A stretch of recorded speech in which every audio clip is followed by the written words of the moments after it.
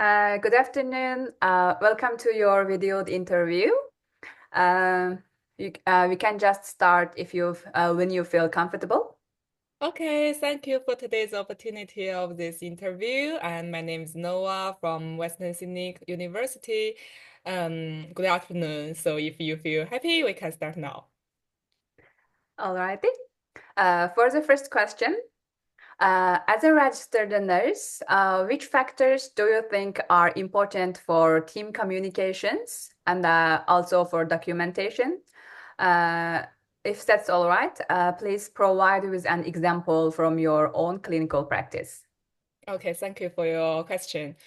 So firstly, I think we need clear verbal and written communication skills, especially during our handover, progress notes, or multidisciplinary discussions.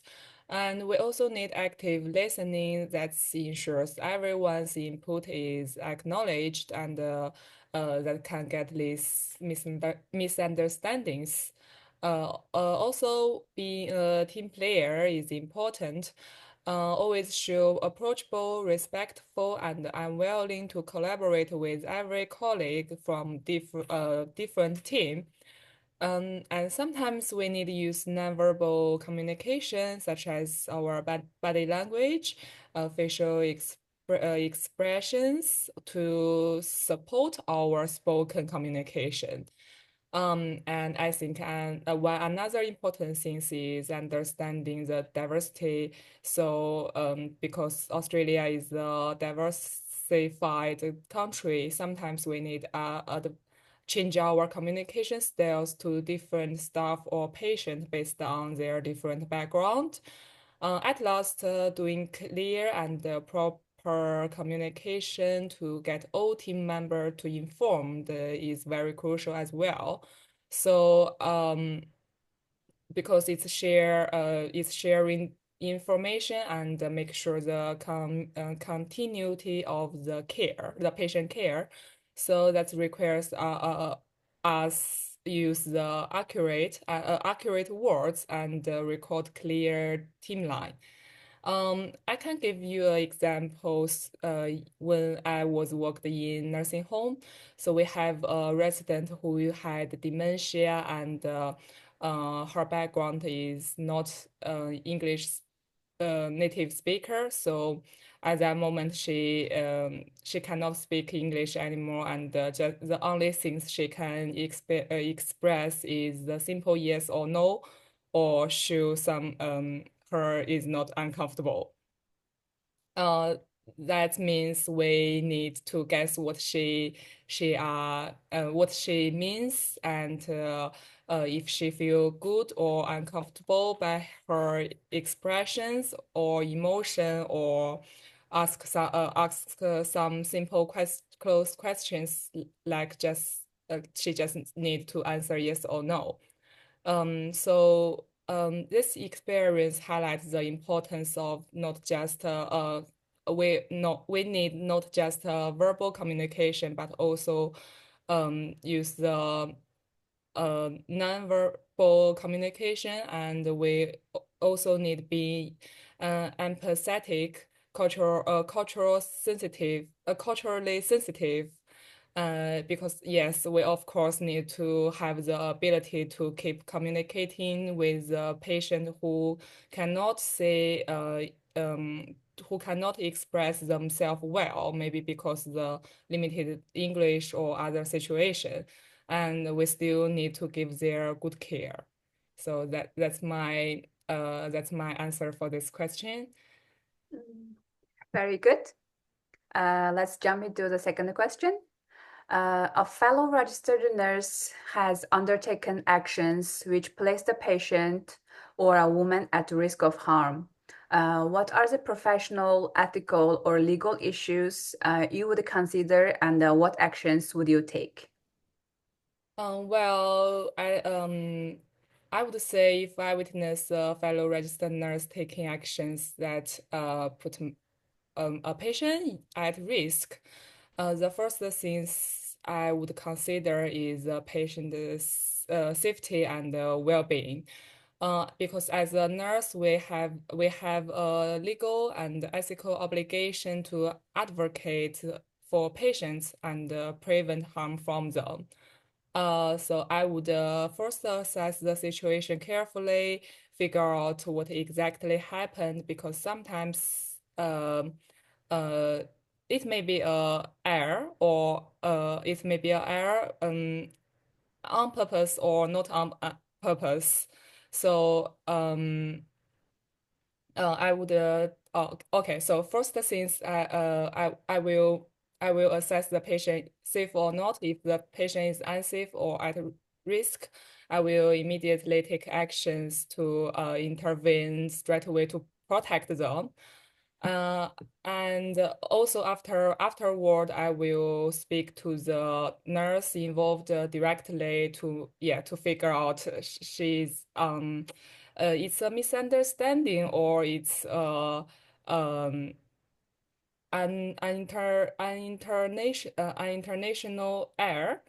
But however, if I still believe the action was unsafe or not appropriate, I would escalate this issue to my new or manager. Uh, Also, I would document the accident accurately and report it through the correct clinical incident system, because it's important to stay professional. And also, it's important to stay professional, maintain confidentiality, and avoid some blaming language. Um, while while still taking action to protect the patient. So I have experience once I still worked in the nursing home. My partner and I was assisting a resident stressed to the bed, and the situation is the resident need two assistants and use the standing up lifter to help her. My partner tried to ask me, okay, how about we let her stand up directly using the wheelchair, since she can still stand up a little bit. At that moment, I refused, and I told her it's potentially harm to this resident, and we need always follow the care plan.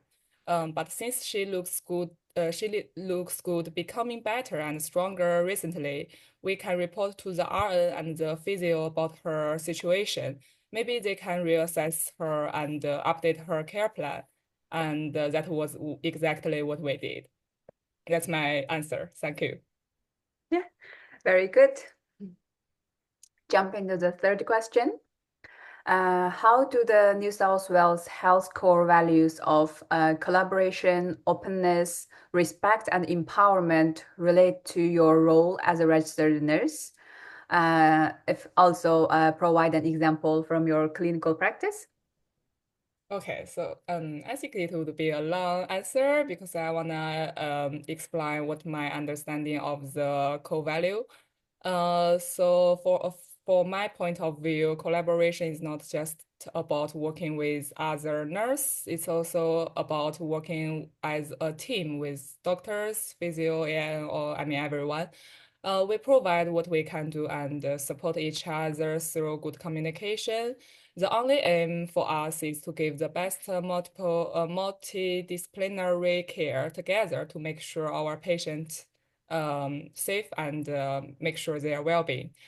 Openness means be honest and transparent in my communication and others' feedback to me. To my team, my work team, if I get feedback from my colleague, no matter good or negative one, I will honestly accept it and reflect myself. Perhaps there are some knowledge or skills I can improve myself, and never try to hide my fault. Face to it and fix it is the right way. So to my patient and their family, I will always to follow up the situation of them and explain what's the next care plan for them. Try to give them more information to involve them into their own care. That's also equals the value empowerment, right? So respect is treating everyone, patient, families, and colleague, with dignity, no matter their background and the situation. That also means respecting cultural difference and each team member's role. Of course, then in Australia, learning and be respectful to a different culture is also a part of our job. For empowerment, we always advocate personal central care. So empowering is an important way and a necessary step to conduct it. By giving patient information, we can support the patient and their family make their own decision and get involved in caring themselves well. Uh, on another aspect, in empowering can be the way we treat our colleague, we treat each other. We share knowledge, we sharing our knowledge and experience. We teach each other so we can grow up together. I will give an example. So still in the nursing home, I once when I worked, I noticed a resident who always stay in bed had a strong odor, which means I realized she need to change the pad. So my as the other stuff and I try to do that, but um uh, yeah, we explained to her and asked her consent, but she refused, and asked us go away.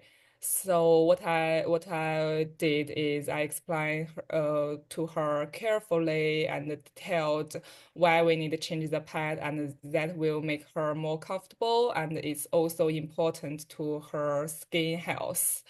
However, she strongly refused and become aggressive. So we respect her decision and left the room, gave her some space to calm down. Um, After that, I report this situation to the RN and um, uh, tell her what we have done, and the residents' performance. I also documentation what ha exactly happened on the behavior chart. That ensures the team was fully informed and could care the further care. So this situation shows how I apply the core values, working together as a team, being open in communication, and respecting patient's choice, and also empowering her to make her own decision, which will still make her safety at the first priorities. And yeah, that's it. Thank you. You did very well. Thank you. So that's all our interview today. Yes. Okay, thank you. Have a good Thank day. you. Have a good day.